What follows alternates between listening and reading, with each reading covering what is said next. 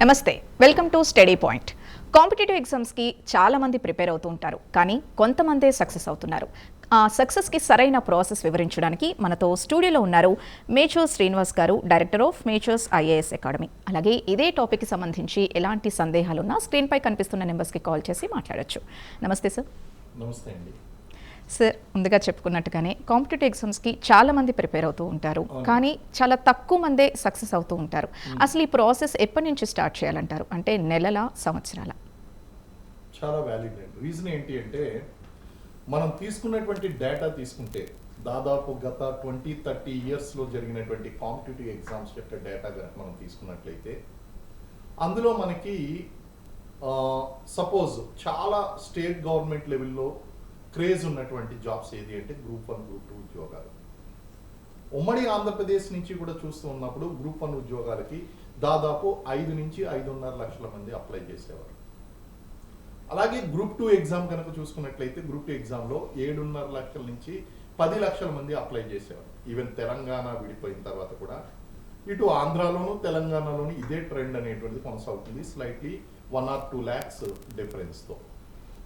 అంటే దరఖాస్తు అక్కడ ఉండేటువంటి వేకెన్సీస్ కనుక మనం చూస్తే 1000 వేకెన్సీస్ 700, 800, 900, 1000 వేకెన్సీస్ ఉంటే దాదాపు 7.5 లక్షల మంది 5.5 లక్షల మంది అప్లై చేస్తున్నారు. ఈ నెంబర్ చూస్తుంటే కాంపిటీషన్ ఏ రేంజ్లో ఉందో మనకు అర్థమవుతుంది. అయితే అభ్యర్థుల్లో ఆబ్వియస్లీ మీరు అన్నట్టు కేవలం సక్సెస్ రేట్ అనేటువంటి చూస్తే ఆ 1000 మంది మాత్రమే సెలెక్ట్. ఎన్ని లక్షల మంది అప్లై చేయనివ్వండి. ఇందులో ఎగ్జామ్ పాస్ అవ్వడం పాస్ అవ్వకపోవడం క్వశ్చన్ కాదు.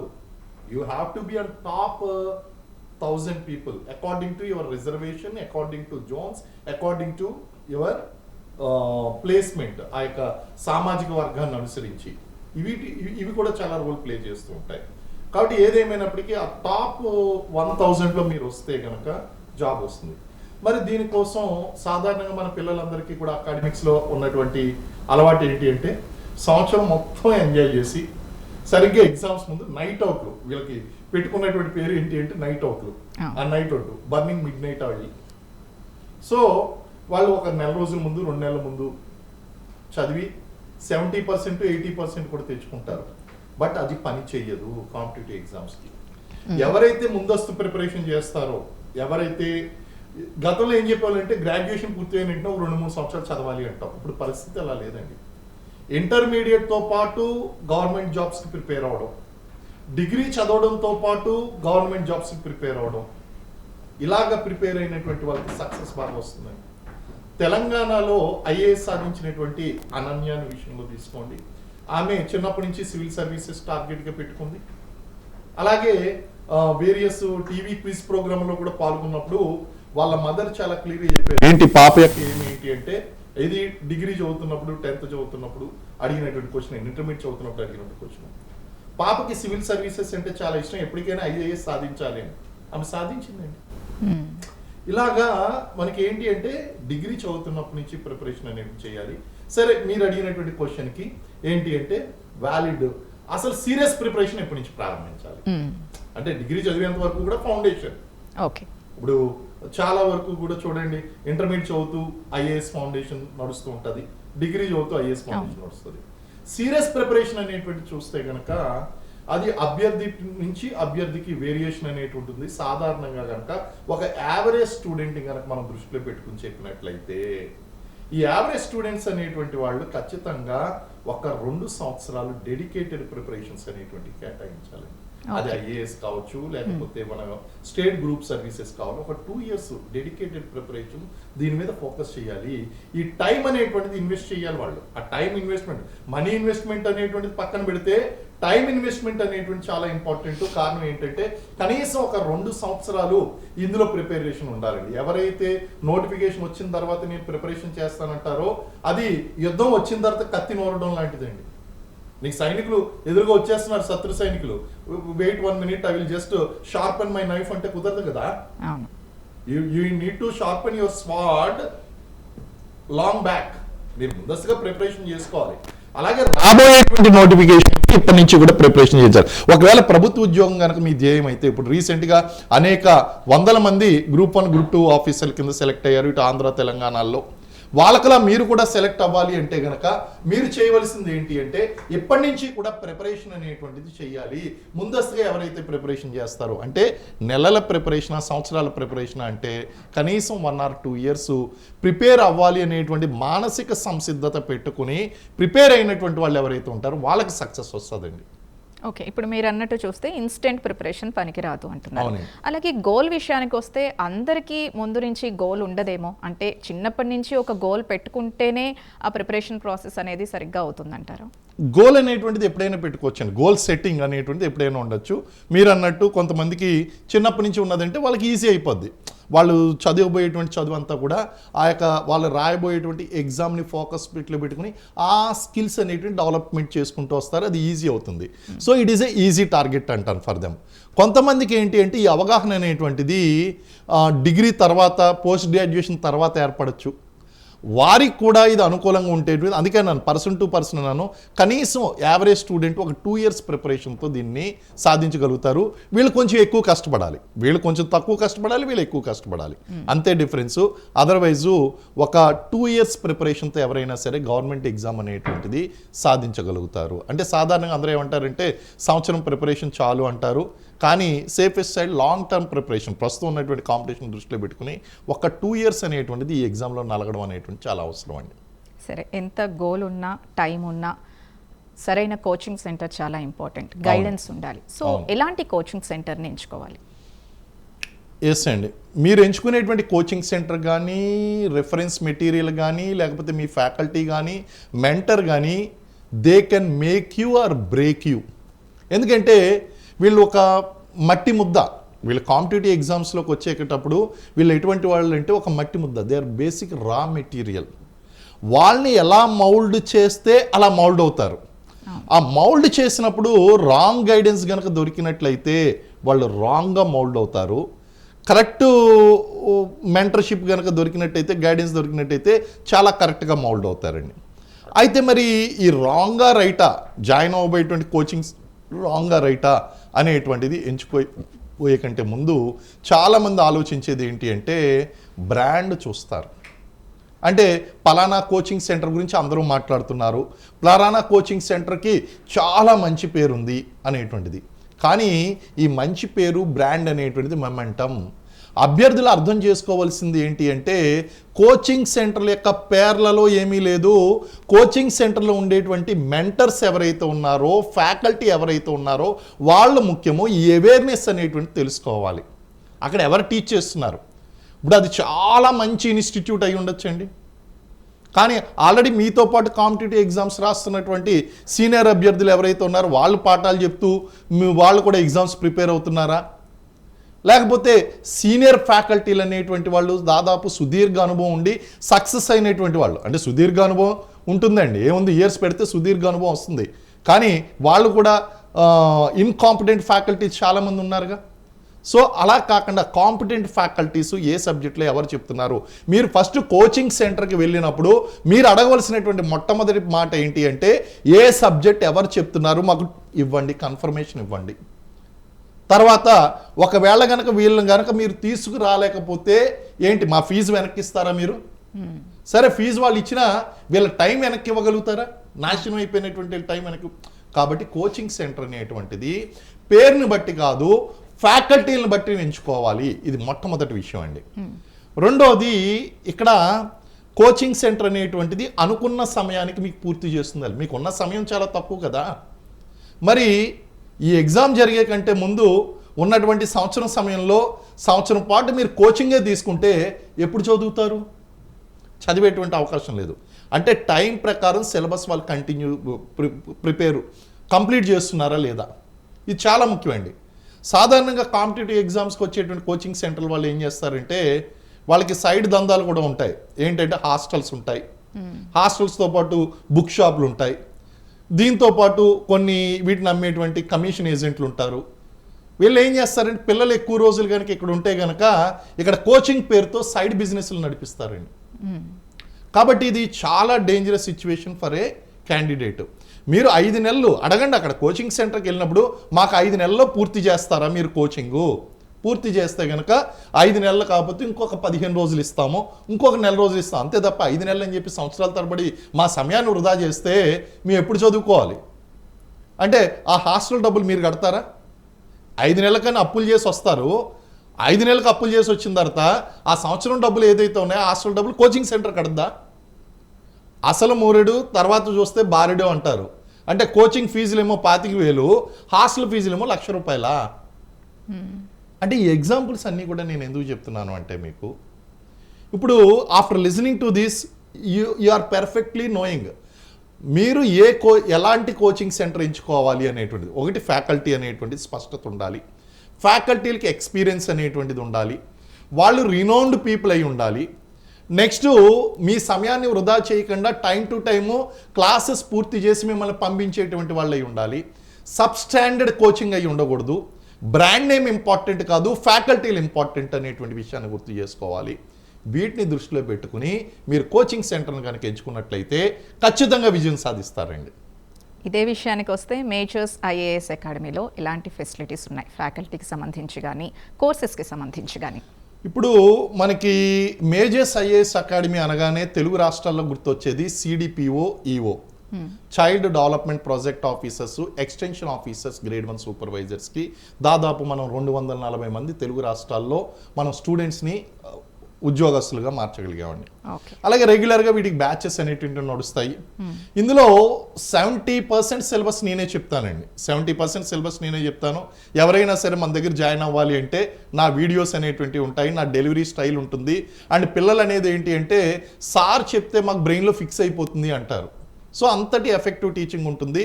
So you can see my videos on YouTube. అలాగే మన దగ్గర ఉన్నటువంటి ఫ్యాకల్టీలు ఎవరైతే ఉన్నారో వాళ్ళంతా కూడా మోస్ట్ ఎక్స్పీరియన్స్డ్ ఫ్యాకల్టీసు.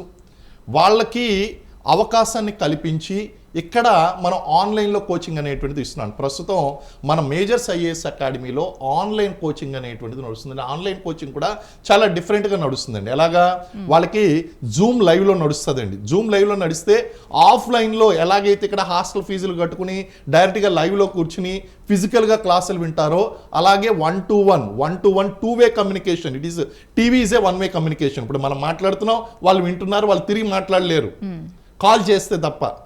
సో అక్కడ జూమ్లో ఏమవుతుంది అంటే అండి 1-to-1 కమ్యూనికేషన్ ఉంటుంది, 2-way కమ్యూనికేషన్ ఉంటుంది, as good as live classes అనేటువంటి ఫిజికల్ క్లాసెస్ లాంటివి, ఆఫ్లైన్ క్లాసెస్ లాంటివి. నెంబర్ 1. ఆ తర్వాత మళ్ళీ మనం రికార్డింగ్ ఇస్తామండి. రికార్డింగ్ ఎందుకు ఇస్తాం? ఒకవేళ ఎవరైనా లైవ్ క్లాసెస్ కనుక మిస్ అయితే రెండోసారి వింటారు. ఆ తర్వాత డైలీ టెస్ట్లు కండక్ట్ చేస్తాం. ఎగ్జామినేషన్ నోటిఫికేషన్ వచ్చిన తర్వాత ఒక షార్ట్ కోర్స్ రివైజ్ చేయడం కోసం ఆఫ్లైన్ కూడా పిలుస్తామండి. అంటే సబ్జెక్ట్ని 3-4 సార్లు రివైజ్ చేస్తాం ఈ కోర్సులో. ఇవి కాకుండా మనం కొత్తగా ఏం స్టార్ట్ చేసాము అంటే గ్రూప్స్ ఫౌండేషన్ అనేటువంటి కోర్స్ స్టార్ట్ చేస్తాం. గ్రూప్స్ అండ్ ఐఏఎస్ అంటే ఎవరైతే కాంపిటేటివ్ ఎగ్జామ్స్కి ప్రిపేర్ అవ్వాలనుకుంటున్నారో, చెప్పాను కదా దీర్ఘకాలికమైనటువంటి ప్రిపరేషన్ చేస్తే వాళ్ళు త్వరగా సెలెక్ట్ అయ్యేటువంటి అవకాశం ఉందని, వాళ్ళ కోసం ఈ 6వ తరగతి నుంచి 10వ తరగతి ఇంటర్మీడియట్లో ఉన్నటువంటి history, geography, economy, civics and physical sciences and biological sciences ఏదైతే ఉన్నాయో ఆ బేసిక్ థింగ్స్ అనేటువంటి వాళ్ళకి ఒక కోర్స్ మాడ్యూల్ రూపంలో వాళ్ళకి మీరు ఇంటర్ చదువుకోండి, డిగ్రీ చదువుకోండి, ఏదైనా చదువుకోండి, మీరు లక్షల ఫీజులు డిగ్రీ కమ్ ఐఏఎస్కి, ఇంటర్ కమ్ ఐఏఎస్కి తగలేక్కర్లేదు. మా యొక్క ఫౌండేషన్ కోర్సులు మీరు జాయిన్ అయినట్లయితే అవే అంశాలు మేము నేర్పిస్తామండి. ఆ కోర్సెస్ ఉన్నాయి. ఇవి కాకుండా మనకి ఏపీపీఎస్సి, టీఎస్పీఎస్సికి group 1, group 2 full courses online అనేటువంటి. ఇప్పుడు ఎందుకంటే మీకు చెప్పాను ఆల్రెడీ ప్రిపరేషన్లో హాస్టల్ బిజినెస్ అనేటువంటిది ఇట్స్ హిట్టింగ్ వెరీ బ్యాడ్లీ వీళ్ళకి పిల్లల్ని. కాబట్టి ఇంటి దగ్గర ఉండి ఎఫెక్టివ్ ఫ్యాకల్టీలతో మనం క్లాసులు చెప్పించడం అనేది జరుగుతుంది. ఇవన్నీ న్యూలీ లాంచింగ్ కోర్సెస్ అండి త్వరలో మనకి. సో ఇటు సిడిపిఓ అనేటువంటిది, ఈఓ అనేటువంటిది ఎగ్జిస్టింగ్ కోర్సెస్, ఈ foundation courses, group 1, group 2 courses అనేటువంటివి మనం త్వరలో ఆన్లైన్లో లాంచ్ చేయబోతున్నామండి. సో ఇవన్నీ కూడా ఈ లోపాలన్నీ సవరిస్తూ డిజైన్ చేసినటువంటివి. ఓకే, అంటే ఇప్పుడు ఆన్లైన్ ఆఫ్లైన్ గురించి మాట్లాడుకోవాల్సి వస్తే సరే లోకల్లో లేని వాళ్ళు ఎలాగో ఆన్లైన్కి రావచ్చు, కానీ ఉన్న వాళ్ళు కూడా సరే ఆన్లైన్ ఉంది కదా ఇంటి నుంచే చదువుకుందాం అంటే ఈ ఆన్లైన్ ఆఫ్లైన్ చూసుకుంటే ఏది బెటర్? ఎగ్జాక్ట్లీ అండి. ఇక్కడ సూటబిలిటీ అనేటువంటి వర్డ్ నేను ఎక్కువగా యూజ్ చేస్తాను అండి. ఏది బెటర్ అన్నప్పుడు కొంతమందికి ఆన్లైన్ సూటబుల్గా ఉంటుంది, కొంతమందికి ఆఫ్లైన్ సూటబుల్గా ఉంటుందండి. ఆఫ్లైన్లో కనుక మీరు వచ్చినట్లయితే మీరు సరైనటువంటి కోచింగ్ సెంటర్ ఎంచుకుని 5 నెలలు 6 నెలల్లో కనుక మీకు కంప్లీట్ చేసి మిమ్మల్ని పంపించేయగలిగితే ఆఫ్లైన్కి రండి. అయితే ఇప్పుడు హౌస్ వైఫ్స్ ఉంటారు, చిన్న చిన్న పిల్లలు ఉన్నటువంటి లాక్టేటింగ్ మదర్సు, ప్రెగ్నెంట్ ఉమెను, అలాగే ఎంప్లాయీస్, అందరికీ మించినటువంటి వాళ్ళు ఎంప్లాయీస్ ఉంటారు. వీళ్ళకి మనం ఆఫ్లైన్కి రండి అంటే వీళ్ళకి చాలా ఇన్కన్వీనియంట్గా ఉంటుంది. వీళ్ళు చేయవలసింది ఏంటి అంటే ఆన్లైన్లో లైవ్ క్లాసెస్ రికార్డింగ్ క్లాసెస్ అనేటువంటివి, అంటే లైవ్ క్లాసెస్ వినాలి, రికార్డింగ్ క్లాసులు చూడాలి, అప్పుడు ఆ లోపం అనేటువంటి సవరించుకోగలుగుతారు. ఇకపోతే స్టూడెంట్ లాట్ ఎవరైతే ఫుల్ టైం ప్రిపరేషన్ చేయగలుగుతారో, ఆ ఫుల్ టైం ప్రిపరేషన్ చేయగలిగినటువంటి వారు మీరు ఏం చేయాలి అంటే డైరెక్ట్గా ఆఫ్లైన్ క్లాసెస్ అనేటువంటివి జాగ్రత్తలు, నేను చెప్పినటువంటి జాగ్రత్తలు తీసుకుంటూ సరైనటువంటి కోచింగ్ సెంటర్ని కనుక ఎంపిక చేసుకున్నట్లయితే ఆఫ్లైన్ కోచింగ్ అనేటువంటిది కూడా తీసుకోవచ్చండి. సో ఆన్లైన్ ఆఫ్లైన్ అనేటువంటిది మనం చూసుకుంటే it is a matter of suitability అండి. మీకు ఫైనాన్షియల్గా చాలా స్ట్రాంగ్గా ఉన్నారు, నాకు సంవత్సరాలైనా పర్లేదు, నా వయసు ఇంకా 21, నాకు 30లో ఉద్యోగం వచ్చినా పర్లేదంటే రండి, వచ్చి సంవత్సరాల కొద్దీ కోచింగ్ తీసుకోండి, నో ప్రాబ్లం.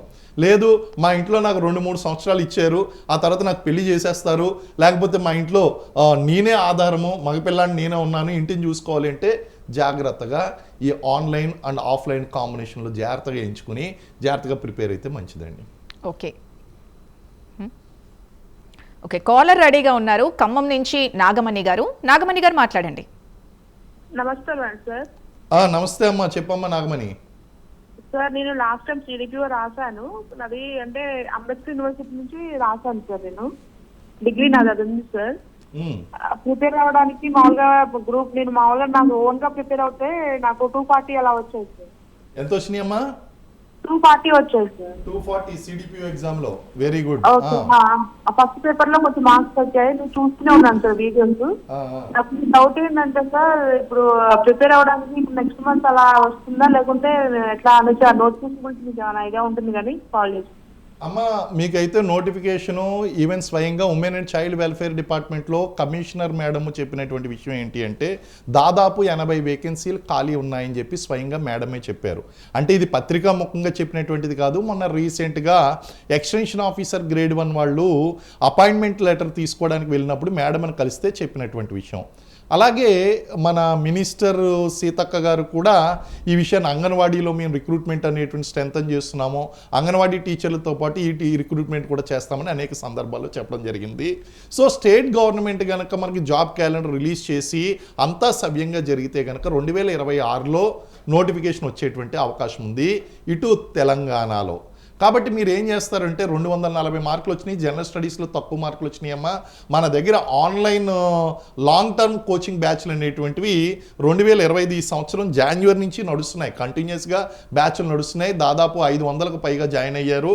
మీరు కూడా ఆల్రెడీ జాయిన్ అవ్వచ్చమ్మా. ఇప్పుడు మీరు జాయిన్ అయితే కనుక అయిపోయినవంటి కవర్ చేస్తూ లాంగ్ టర్మ్లో అది నోటిఫికేషన్ ఎప్పుడు వస్తుంది అనేటువంటిది ఎదురు చూస్తూ కూర్చోకుండా ముందస్తుగా మీరు ప్రిపరేషన్ చేయండి. మీరు లాస్ట్ టైమే నా దగ్గరికి వస్తే సెలెక్ట్ అయ్యేవారు, ఎందుకంటే లాస్ట్ టైం నోటిఫికేషన్లో 23 వేకెన్సీల్లో 12 మంది సిడిపిఓలు నా స్టూడెంట్సే, అలాగే 181 మంది ఈఓల్లో 40కి మించి గ్రేడ్ 1 సూపర్వైజర్లు అనేటువంటి వాళ్ళు ఎక్స్టెన్షన్ ఆఫీసర్లు మన ఇన్స్టిట్యూట్ నుంచే సెలెక్ట్ అయ్యారమ్మా. మీరు అప్పుడే వచ్చి ఉంటే కనుక ఈ 240 అల్లా కొంచెం మీకు పెరిగేవి ఈ మార్కులు అనేటువంటివి. కారణం ఏంటి అంటే 240 మార్కులు కేవలం పేపర్ 2లోనే వచ్చినాయండి చాలామందికి. పేపర్ 1లో మీకు దాదాపు 90 మార్కులు దాటాలి, 90 మార్కులు దాటితే కనుక మీకు సెలెక్షన్ వచ్చేది. No worries. మీరు ఇప్పుడు ఏం చేస్తారంటే మళ్ళీ కోచింగ్ తీసుకుని లాంగ్ టర్మ్ ప్రిపరేషన్ ప్రారంభించి, మీరేం హైదరాబాద్ రావద్దమ్మా, మీరు అక్కడే ఖమ్మంలోనే ఉండండి. నేను ఇందాక చెప్పినటువంటి ఆ యొక్క లైవ్ క్లాసెస్ మెథడ్లో నేనే మీకు జూమ్లో అందుబాటులోకి వస్తాను, అండ్ రికార్డింగ్ వీడియోలు ఇస్తాను, డైలీ టెస్ట్లు కండక్ట్ చేస్తాను. నోటిఫికేషన్ వచ్చిన తర్వాత ఒక 2 months మీకు రివైజ్ కూడా చేస్తాను ఆఫ్లైన్లో. కాబట్టి జాయిన్ అవ్వండి అమ్మా. ఓకే సార్, ఇప్పుడు కోచింగ్ సెంటర్ అనంతపూర్ నుంచి ఇంకో కాలర్ రెడీగా ఉన్నారు. రాము గారు మాట్లాడండి. హలో చెప్పండి రాము గారు. సార్ నమస్తే సార్. నమస్తే అండి. సార్ మా పిల్లలు 7th క్లాస్ ప్రజెంట్ చదువుతున్నారు సార్. 7th అండ్ 9th అండి. 9th అవును సార్. వాళ్ళకి 5 years వయసు వెళ్ళాలని ఉంది పిల్లలకి. అద్భుతం అండి. వాళ్ళ గోల్ ఐఏఎస్ సార్. ఎలా పంపించాలా ఎలా అని కొద్ది గైడ్లైన్స్ ఇవ్వండి సార్ మాకు. వెరీ గుడ్ అండి. మీరు ఏం చేస్తుంటారండి రాము గారు? సార్ నేను టీచర్ సార్. టీచర్, ఓకే అండి, ఎక్సలెంట్. మన టీచింగ్ ఫీల్డ్లో ఉన్నారు కాబట్టి నేను చెప్పినవి అన్నీ కూడా చాలా ఫాస్ట్గా అర్థం చేసుకుంటారు. పిల్లల్ని ఏదైనా చదవనివ్వండి, వాళ్ళ ఇష్టం వచ్చినంత వరకు డిగ్రీ వాళ్ళ అభిరుచి మేరకు చదువుకోనివ్వండి. అయితే వాళ్ళు ఇంజనీరింగ్ చేయొచ్చు, లేకపోతే సాధారణమైనటువంటి డిగ్రీ చేయొచ్చు. కానీ వాళ్ళు చదివేటువంటి దాంట్లో 2 విషయాలు ఉండేటట్టు చూసుకోండి. ఒకటి ఏంటంటే మ్యాథమెటిక్స్ని మాత్రం వదిలిపెట్టద్దు. డిగ్రీ వరకు లేదా ఇంటర్మీడియట్ వరకు అన్నా ఏదైనా సరే మ్యాథమెటిక్స్ అనేటువంటిది వదిలిపెట్టద్దు. మనకి CSAT ఎగ్జామ్ అయ్యింది అంటే అందులో మ్యాథమెటిక్స్ యొక్క రోల్ చాలా ఎక్కువగా ఉంటుందండి. కాబట్టి మ్యాథమెటిక్స్ వదిలిపెట్టద్దు, నెంబర్ 1. నెంబర్ 2 ఏంటి అంటే ఇంగ్లీష్ లాంగ్వేజ్ మీద మంచి పట్టు రావాలి వీళ్ళకి.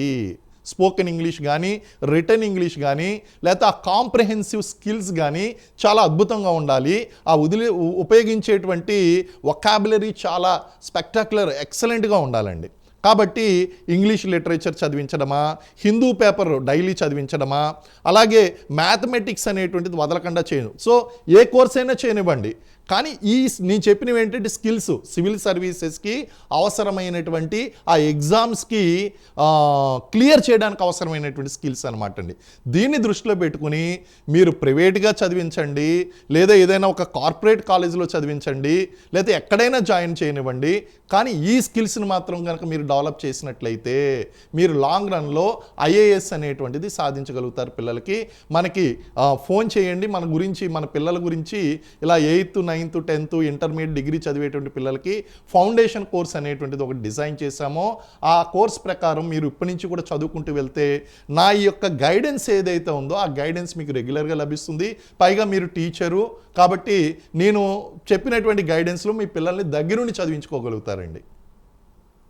ఓకే సార్, ఇప్పుడు కోచింగ్ సెంటర్ ఎంత ఇంపార్టెంటో మనకి ఆ చదవాల్సిన మెటీరియల్ కూడా చాలా ఇంపార్టెంట్. అసలు ఆ మెటీరియల్ని ఎలా ఎంచుకోవాలి, అలాగే అసలు ఈ మేజర్స్ IAS అకాడమీలో ఎలాంటి మెటీరియల్ అందిస్తున్నారు? వెరీ గుడ్ అండి. మనకి ఈ కోచింగ్ సెంటర్ ఎంచుకోవడం ఎంత ఇంపార్టెంటో సరైనటువంటి మెటీరియల్ బుక్ కొనుక్కోవడం కూడా అంతే ఇంపార్టెంట్ అండి. అలాగే మన పెద్దలు చెప్పినటువంటి సామెత ఏంటి అంటే చిరిగిపోయిన చొక్కా తొడుక్కో కానీ ఒక మంచి పుస్తకం కొనుక్కో అన్నారండి. లైబ్రరీస్ అనేటువంటి అందుబాటులో ఉండాలి.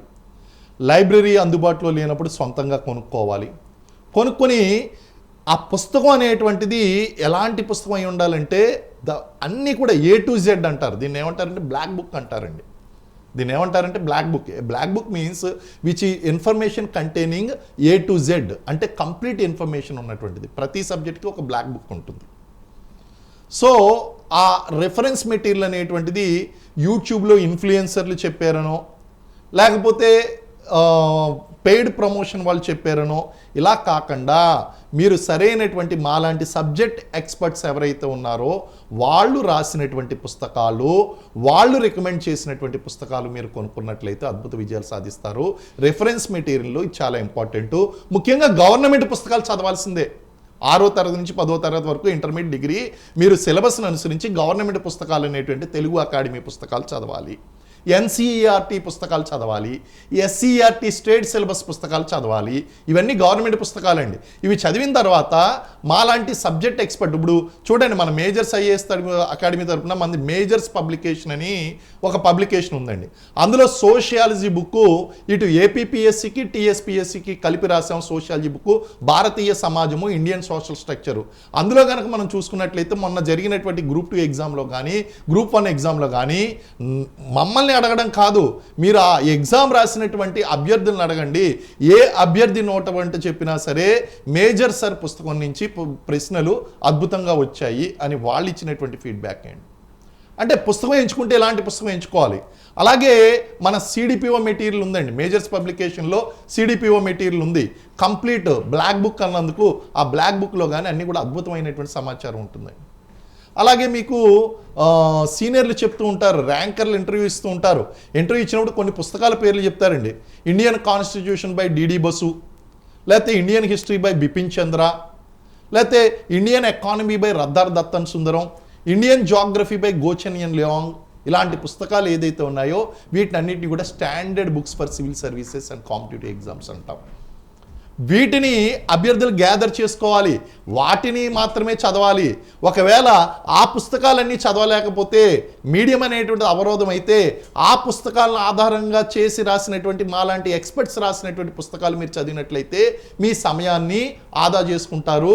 10 పుస్తకాలు ఒకసారి చదివే కన్నా ఒక పుస్తకాన్ని 10 సార్లు చదవడం చాలా మేలు. అండర్స్టాండింగ్ పెరుగుతుంది, కమాండ్ పెరుగుతుంది, మార్కులు పెరుగుతాయండి. సార్, మేజర్ ఐఏఎస్ అకాడమీలో అడ్మిషన్స్ కావాలంటే ఎలా, ఒకసారి ఆ ప్రాసెస్ ఒకసారి చెప్పండి.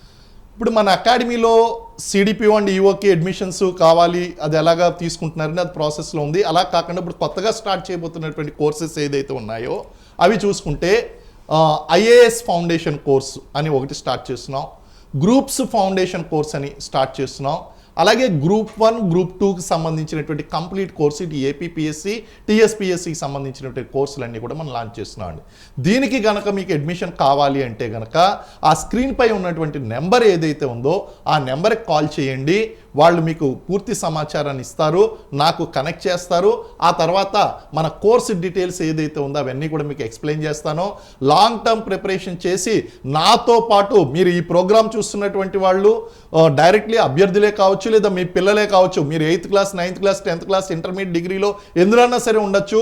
మీరు గనక ఐఏఎస్ సాధించాలి, గవర్నమెంట్ ఉద్యోగం సాధించాలి అంటే you please travel with me. నాతో మీరు జర్నీ చేయండి, మీతో నేను జాబ్ కొట్టిస్తాను.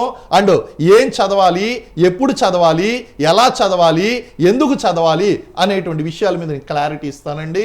మీరు ఖచ్చితంగా ఆ నెంబర్కి కాల్ చేయండి, మీకు డౌట్స్ అన్ని కూడా నేను క్లారిఫై చేస్తాను. Yes, thank you sir. విన్నారు కదా, మనకి ఎంత మంచి గోల్ ఉన్నా కూడా దానికి సరైన పాత్ ఉండాలి. ఆ సరైన పాత్ని చూపిస్తామంటున్నారు మేజర్ ఐఏఎస్ అకాడమీ ద్వారా శ్రీనివాస్ గారు. సో మీకు అడ్మిషన్స్ కావాలంటే స్క్రీన్ పై కనిపిస్తున్న నెంబర్స్కి కాల్ చేసి మాట్లాడొచ్చు. సో ఇది ఇవాల్టి స్టడీ పాయింట్. మరొక ఎపిసోడ్తో మళ్ళీ కలుద్దాం. Keep watching prime 9.